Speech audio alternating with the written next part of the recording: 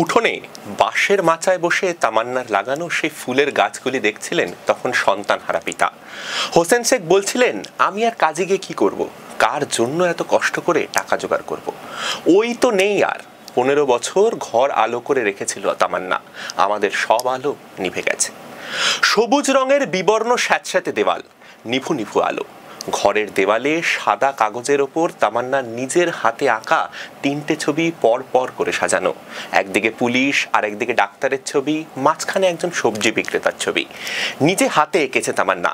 চিকিৎসক হওয়া, পুলিশ হওয়া যেমন একটা পেশা, সবজি বিক্রি করাও তেমনই একটি পেশা। বড় কাজ ছোট কাজ বলে কিছু হয় না। ওইটুকু মেয়ের এই বোধ এখনই ছিল। ওর খুব ইচ্ছে ছিল বড় হয়ে গ্রামের ভালোর জন্য কাজ করবে। এই সব অপরাধ, মারামারি যেন বন্ধ হয়। কান্না ভেজা গলায় বললেন সন্তানহারা জননী, মেয়ের স্বপ্ন পূরণের দায়িত্ব এখন মায়ের। শুক্রবার মোহাম্মদ সেলিমের সামনেই বলছিলেন, মোলান্দির মাটি পরিষ্কার করতে হবে। সন্তানহারা জননীর এই ডাকই এখন মোলান্দির বার্তা।